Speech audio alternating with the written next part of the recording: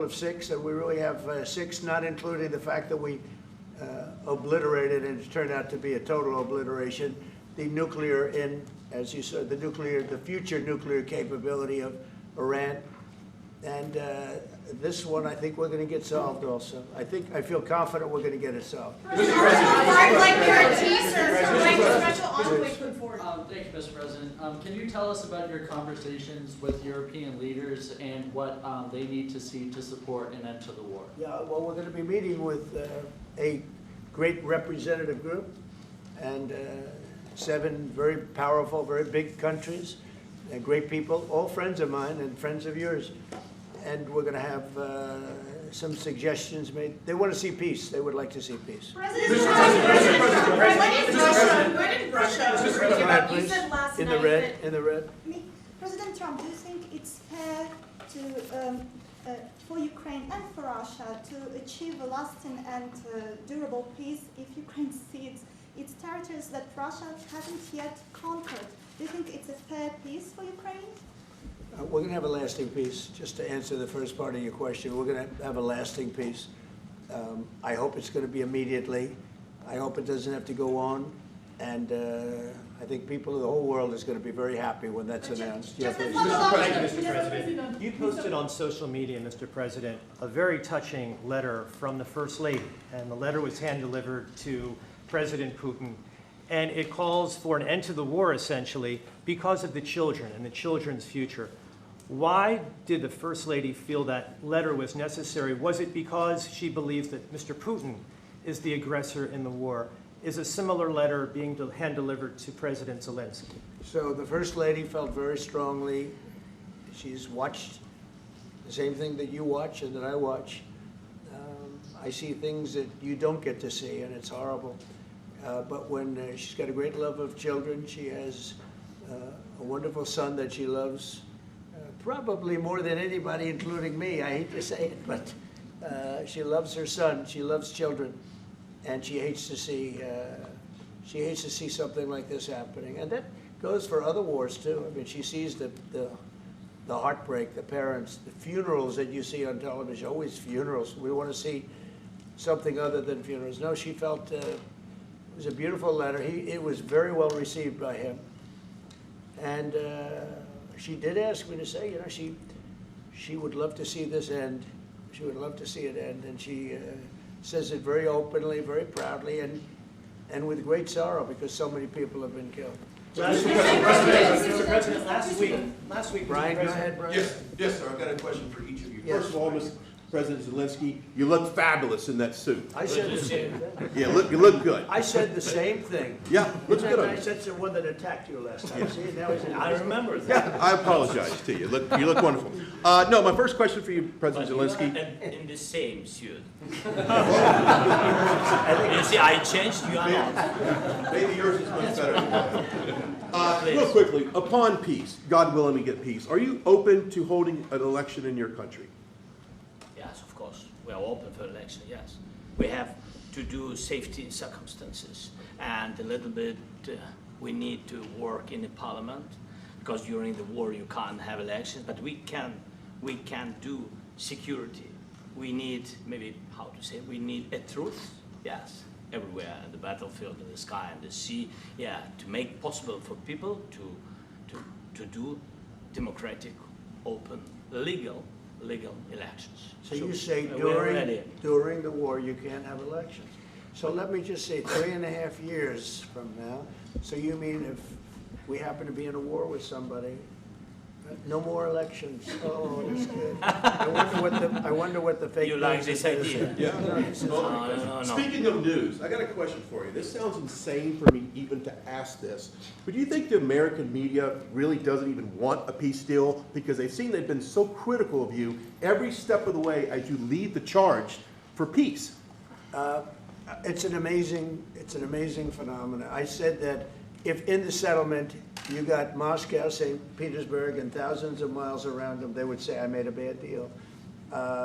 The level of hatred and animosity is incredible. Not with all. I mean, we have great people up here. We also have terrible people up there that I think are told what to say. But, you know, in solving all of these wars, they don't even write about it. You know, I saw major wars. I saw wars that have been going on for 31, 35, and 37, and a couple of quicker ones. One that was going to go into a full-blown deal very quickly. You know what the one I'm talking about. It was a big one. But they don't even write about that. No matter what I do, no matter what, and you know, this is not anything to do with you. It's probably to your advantage in a certain way. But no matter what I do, no matter what deal I make, from my standpoint, you'll come out good. Maybe President Putin will come out good. But they'll say, Trump was absolutely horrible. It's just that, and I've lived with that for a long time. I've lived with it since just before the first election. I used to get great publicity. Now I get the worst publicity anyone's ever gotten in office, but I won in a landslide, so that people understand. They're the only ones that count, ultimately. But I've also had great reporters. I've had journalists that are very good. But it's very sad when you do the right thing. As an example, they said, because of the fact that Vladimir Putin came to American soil, this was a tremendous defeat for Donald Trump. No, it was really wonderful that he did it. It was a hard thing for him to do, to be honest with you. It was the opposite of what they said, but they said it. Now, if he didn't come, they'd say that was also bad for Trump. You know, there's no way. And there's just a great dishonesty of the press, and I think that's why it's lost its credibility. You know, its credibility is at an all-time low. We have a thing going on right now in D.C. We went from the most unsafe place anywhere to a place that now friends are calling me up, Democrats are calling me up, and they're saying, sir, I want to thank you. My wife and I went out to dinner last night for the first time in 4 years, and Washington, D.C. is safe, and you did that in 4 days. I'll tell you, it's safe. I had another friend of mine. He has a son who's a great golfer. He's on tour, and he came in fourth yesterday in the big tournament where Scotty Scheffler made the great shot, and he said his son is going to dinner in Washington, D.C. tonight. I said, would you have allowed that to happen a year ago? He said, no way, no way. He said, what you've done is incredible. And I think the people realize it. But the press says, he's a dictator, he's trying to take over. No, all I want is security for our people. But people that haven't gone out to dinner in Washington, D.C. in 2 years are going out to dinner. And the restaurants the last 2 days were busier than they've been in a long time. Thank you. I walked around yesterday with MTG. If you can walk around with DC with MTG and not be attacked, the city is safe. Yeah, Thank you, Mr. President. Last week you warned of what you called severe consequences if a 30-day ceasefire or any type of ceasefire were not agreed to by Russia. Will there be severe consequences? Does that change because of I don't think with you need a President Putin? ceasefire. You know, if you look at the 6 deals that I settled this year, they were all at war. I didn't do any ceasefires. And I know that it might be good to have, but I can also understand strategically why, well, you know, one country or the other wouldn't want it. You have a ceasefire and they rebuild and rebuild and rebuild, and, you know, maybe they don't want that. But if you look at the 6 deals that we made peace and you know, long-term, long-running wars, I didn't do any ceasefires. Would I like the concept. You know, I like the concept of a ceasefire for one reason, because you'd stop killing people immediately, as opposed to in 2 weeks or 1 week or whatever it takes. But we can work a deal where we're working on a peace deal while they're fighting. They have to fight. I wish they could stop. I'd like them to stop. But strategically, that could be a disadvantage for one side or the other. But all of these deals I made without even the mention of the words ceasefire. President Zelenskyy, can you explain the decision to offer Ukraine Article 5-like security guarantees, but stop short of pushing for their full membership? Yeah, well, we haven't done anything on that yet. If you look back and you go back long before President Putin, it was always a statement that they would never allow Ukraine into NATO. So that was a statement that was made, but we haven't discussed any of that yet. We're going to be discussing it today. But we will give them very good protection, very good security. That's part of it. And the people that are waiting for us, they are I think they're very like-minded. They want to help out all. Thank you, President. Thank you, President Trump. Are you disappointed there's no The ceasefire, United Mr. States, President? the United States has already given hundreds of billions of dollars to this war effort in Ukraine. At best, it is a stalemate, and the killing continues. So, President Trump, how much more is the United States willing to give Ukraine? And President Zelensky, how much more do you want? Well, I'll start off just by saying we're not giving anything now. We're selling weapons. This is something before, I guess the number is well over $300 billion. That was under Joe Biden, a corrupt politician, not a smart man, never was. By the way, go back 40 years, he was not a smart man 40 years ago either, but now he's in particular bad. This was done by a corrupt administration that shouldn't have been in, and frankly, if the right results of the election were given, if I were president, this war would have never taken place, and he would have been very happy, because he would have liked to have seen. I mean, they went through hell. He went through hell. This war would have never happened, and the people that were killed, a couple of million people, a lot of people with soldiers and everything else, and the people that have been displaced and forced into other areas and other countries because of what's happened, none of that would have happened. And I'm just saying that he was a horrible president, whether it was the borders or this. He was just a horrible, corrupt president. Mr. President, You want to I can. Thank you so much. So first of all, we have possibility now to buy weapon from the United States. We are thankful for this program and this opportunity. We are thankful for Europe. They pay for this. And through NATO program, for example, Pearl and etc., we have some programs where we can have some money to finance this. And this is a part, I think, it's not a part for the war and to defend us. It also will be a part for security guarantees, to strengthen our army, to rearm Ukrainian army. This is very, very important. And it depends how much money we need to rearm. For example, the question of air defense, we spoke about it with President Trump, and I'm happy that we have now bilateral decisions and we work on it with production, American production. Nobody in Europe has so many air defense like Patriots, for example. We need it very much, and this is also about defending. I think the good news, we make the best military equipment in the world by far. You mentioned the Patriots. How good are they? Systems. We have systems, they're literally 100% foolproof. And it's really like shooting two bullets, two bullets hitting each other in the air in a space like this. The chance is 100%. It's 99 to 100%. So we sell the equipment to NATO. And NATO does what, I don't know what the arrangement is that you have with, but I know that they want you to have the equipment.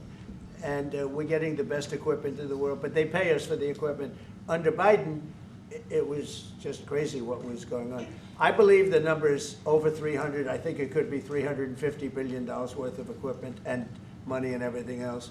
And we've made more progress in settling this war in the last 2 months than they made in 4 years. This should have been settled a long time ago, but it should have never happened. Yeah, please. Real quickly, you pushed out on social media. All right, Brian, go first. You pushed out on social media about doing away with mail-in ballots and potentially electronic voting machines. Can you expand on that and how important Well, that is? that's a very off-topic, just really quickly. Mail-in ballots are corrupt. Mail-in ballots, you can never have a real democracy with mail-in ballots. And we, as a Republican Party, are going to do everything possible that we get rid of mail-in ballots. We're going to start with an executive order that's being written right now by the best lawyers in the country to end mail-in ballots because they're corrupt. And you know that we're the only country in the world, I believe, I may be wrong, but just about the only country in the world that uses them because of what's happened. Massive fraud all over the place. The other thing we want change are the machines. For all of the money they spend, it's approximately 10 times more expensive than paper ballots. And paper ballots are very sophisticated with the watermark paper and everything else. We would get secure elections. We'd get much faster results. The machines, I mean, they say we're going to have the results in 2 weeks. With paper ballots, you have the results that night. Most people, but most people, many countries use paper ballots. It's the most secure form. So between paper ballots, very, very important, paper ballots, and I think maybe even more important, the mail-in voting. We're going to end mail-in voting. It's a fraud. If you have mail-in vote, even Jimmy Carter with this commission, they set it up. He said the one thing about mail-in voting, you will never have an honest election if you have mail-in. And it's time that the Republicans get tough and stop it, because the Democrats want it. It's the only way they can get elected. Because with men and women's sports and with transgender for everybody and open borders and all of the horrible things, and now the new thing is they love crime. They're fighting me on the fact that I've made Washington, D.C. safe. We're not going to get mugged, beaten up, or killed like all the people you've been watching get so badly hurt. I'm glad, I hate to take your time with this, but I'm glad you asked me that question. Sorry. We're going to stop mail-in ballots because it's corrupt. You know, when you go to a voting booth and you do it the right way and you go to a state that runs it properly, you go in, they even ask me, they asked me for my license plate, for identify. I said, I don't know if I have it. They said, sir, you have to have it. I was very impressed, actually.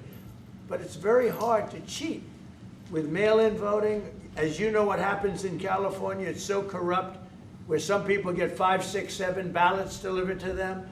Now, we got to stop mail-in voting, and the Republicans have to lead the charge. The Democrats want it because they have horrible policy. If you have mail-in voting, you're not going to have many Democrats get elected. That's bigger than anything having to do with redistricting, believe me. And the Republicans have to get smart. We're not going to have a country. I said for a long time at rallies, you need borders and you need free and fair elections. Those two things, otherwise you don't have. We have strong borders now. In 90 days, Mr. President, we didn't have 1, 0, 0, and 3 months. Not one person came in illegally into our country. In fact, even I find that hard to believe, but it's run by a little bit of a liberal group that put out the numbers, so I guess it's, but 0, 0, and 0. You go back a year ago, 2 years ago, 3, millions of people poured into our country. It was terrible. Thank you very much. President Zelenskyy, what security guarantees do you need from President Trump to be able to make a deal? Is it American troops, intelligence, equipment? What is it? Everything. And really, it includes 2 parts. First, strong Ukrainian army. That's what I began to discuss with your colleagues. And it's a lot about weapon and then people and training missions and intelligence. And second, we will discuss with our partners. It depends on the big countries, on the United States, on a lot of our friends. And Mr. President, are you willing to commit American troops to that NATO-like protection in order to get President Zelenskyy to a deal today? Well, I don't know if you define it that way, but NATO-like, I mean, we're going to give, we have people waiting in another room right now. They're all here from Europe, biggest people in Europe, and they want to give protection. They feel very strongly about it, and we'll help them out with that. I think it's very important. I think it's very important to get the deal done. You've been involved with the peacekeeping in Ukraine since your first day in the administration. What would you say to the Ukrainian people right now who are suffering under the